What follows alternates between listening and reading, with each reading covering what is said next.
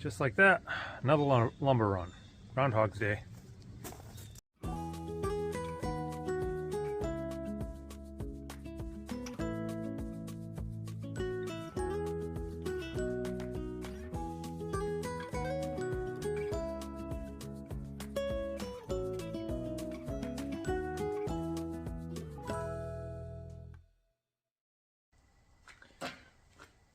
All right, so I got to figure out how to level that whole side of the foundation here. I got to level it up here, there, and all the way over to the chimney over there. So I think I came up with a reasonable idea. Is I have this funky like frame and square thing that I bought at some point. And it does have some actual screw holes in it, like tapered for screws and everything. So I'm thinking I can put this on the back of the front of one of these and then set the laser level on and adjust it accordingly until I get flush with this part of the concrete. And then that'll give me an idea of exactly where I need to be everywhere else. So, wish me luck that's going to work. So, I'm just going to tedious along and do that.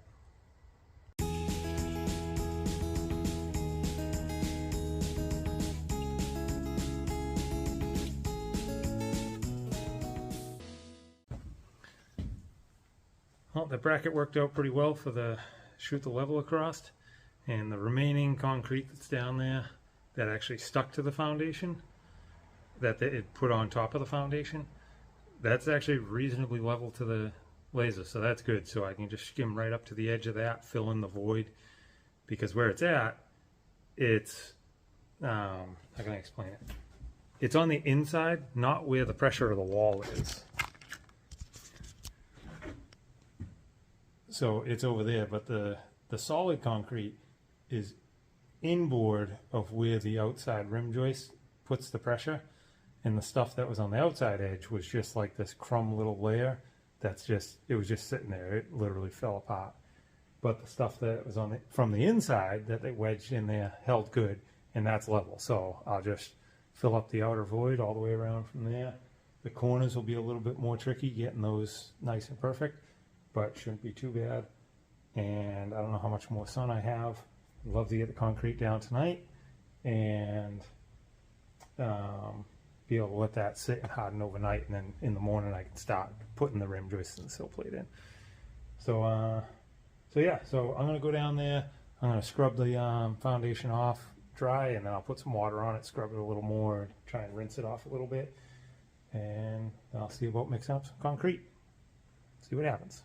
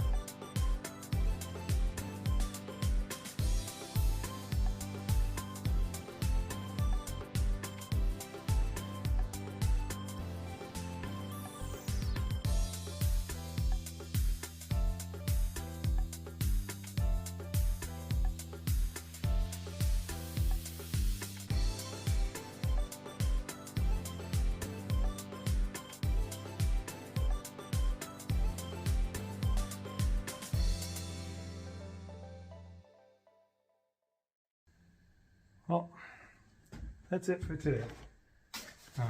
Got all the concrete along the whole perimeter up to where it's supposed to be, and that should be cured enough in 24 hours to take any load I'm going to put on it.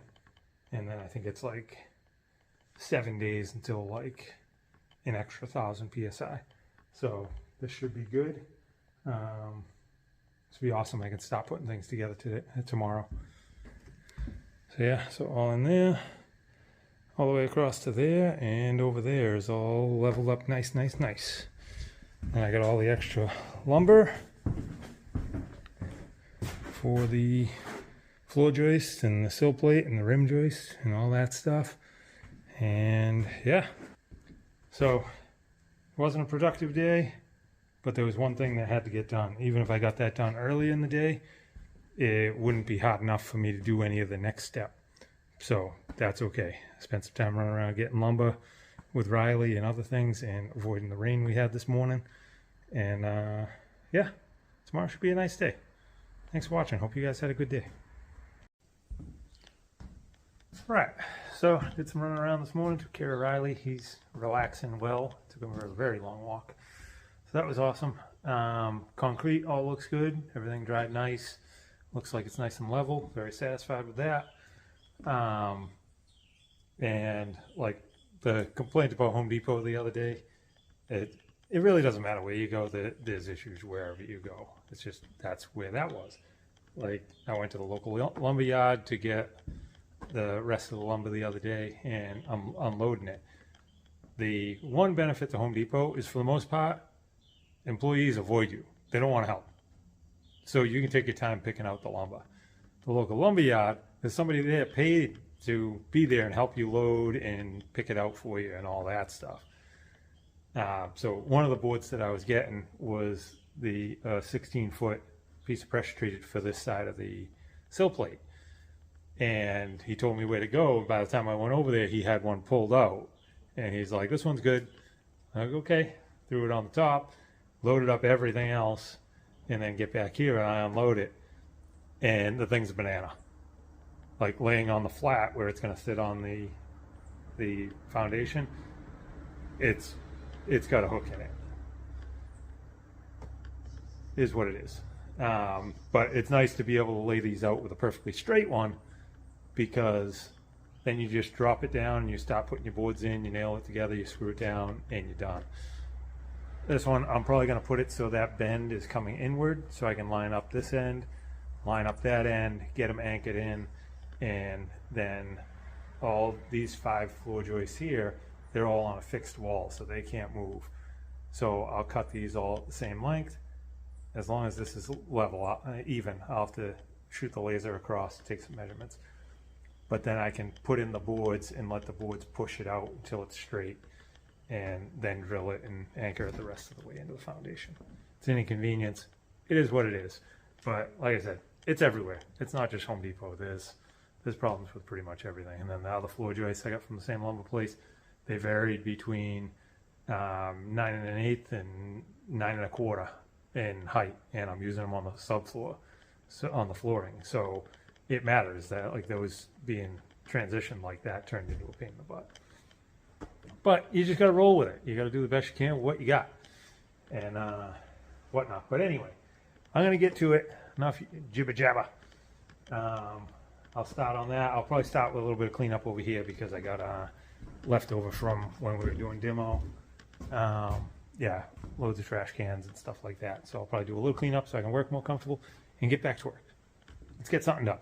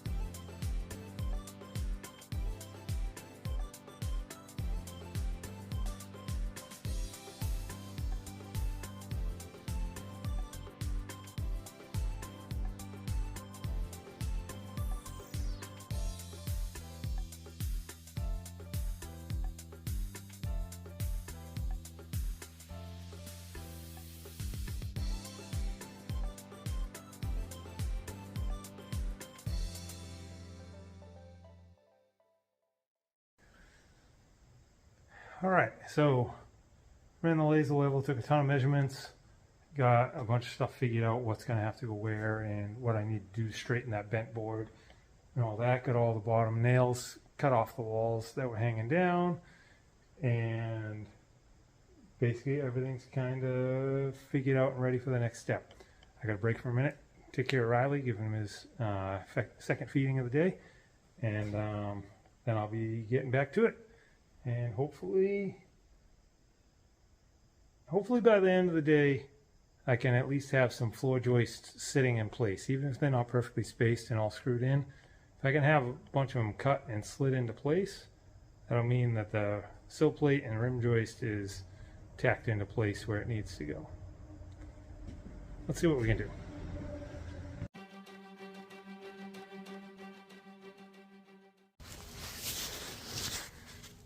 And this is a reference of that piece of PT that I was talking about that the other guy picked out.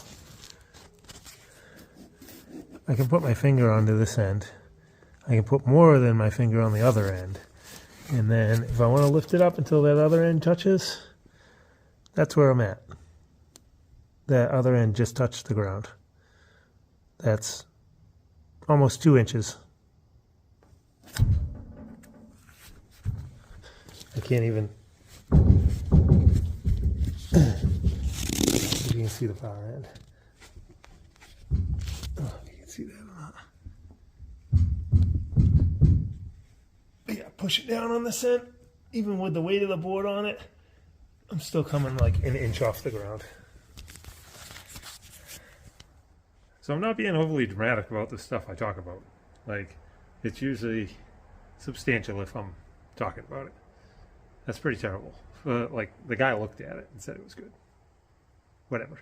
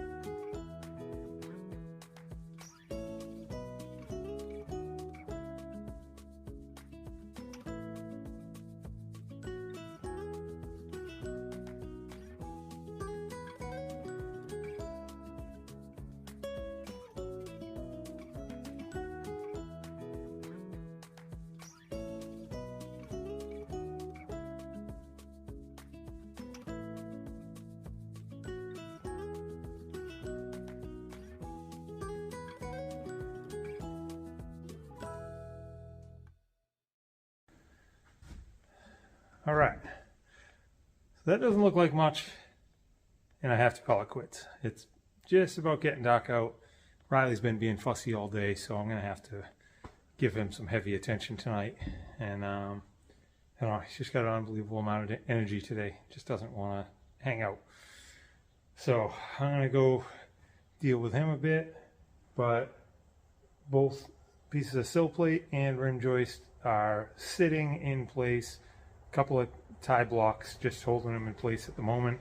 I'll have to go in through the breezeway and bolt it in from the inside over there, and then from the outside corner. And I know you couldn't tell in the video when I was sliding that in, but I made a little skid for the far end of it, a little thin piece of pressure treated with a block screwed to it, so I could put it up against the front of the 2x6, because it has the sill seal on it, which is like thin foam, wicked fragile crap. So I wanted to put that skid on under there to protect the edge of it, and then pick up the other side of the board and ride it on that skid all the way in. Worked out pretty good. I only curled a little section, and I was able to just pry it up just now and roll that little sliver that came off back in. So that was awesome. But the pain in the butt part was that is essentially the middle of the house if you want to go from one side to the other, because you got the breezeway and the whole garage to come around the other side, or the whole house to come to the other side. And I had to keep going up over here, wrestling it on this corner, run back around the house, wrestle it on this corner a little bit, run back around the house. So yeah, I just left the camera in the back most of the time. But got them both in. They're both tied in. All measurements were spot on first shot. That was very satisfying, because I'm not a carpenter. So a lot of these things, you got to do a little recut sometimes. And over this side, I just had to trim a little off of this. The original sill plate was all rotted. I couldn't tell, but it was probably notched in and around that a little bit. So I had to notch this old wood back a little bit with the little buzzsaw thing. But that worked out pretty well. And I'm running out of jacks, and I needed to jack one corner more. Where I wedged that board in at an angle the other day, that still needed to go up a little more, and I really needed that board pretty much out of the way to be able to fish this other board in. So I had one of those truck jacks. So I set up a whole corner block here, screwed into some of the studs over here and some of the studs over there, and then put down two pieces of 2x12 down the bottom. And one wasn't doing it. It just, as you can tell, they sunk. That's two pieces of 2x10, and they just kept sinking more and more. So one didn't have enough torque with the pair of pliers I was using, basically. So I got the second one in, so I was able to get, once full pressure got on it, I was able to get one turn, and keep sawing back and forth between them two, and got them up to the point where they're in now. And we're in over here, and this has to come out just a crumb, and yeah, it's just got to roll out here a little bit, but I'll put a board across here, screw it here, here, here, and here, and that'll make sure this is all nice and true. But even though I didn't get the floor joists in, at least that pain in the butt part is done, because they're essentially 16-foot 2x6 pressure treated and a 16-foot 2x10 kiln dried, sorry, regular wood, nailed together. So they are heavy and awkward. And then you have that thin stuff on the bottom. I'll show you a piece of it. Yeah, this is the stuff that's on the bottom of it, and it's super thin, and you only staple it on the bottom. So like when you're trying to slide the boards in, this stuff just tears apart and falls apart and gets balled up and everything else. But it worked out well. A little planning, a little care, and everything worked out. So I'm gonna go spend some time with Riley. Thank you guys for watching. Tomorrow I better have all my all my floor joists in over here. If I don't have all of my floor joists in by the end of the day tomorrow, I want every one of you that watch the video to berate me and, you know, bust my chops and razz me, anything you can, because I deserve it. There's no reason why I shouldn't have all these floor joists in tomorrow. But with that said, I'm going to go deal with Riley. You guys have a good night.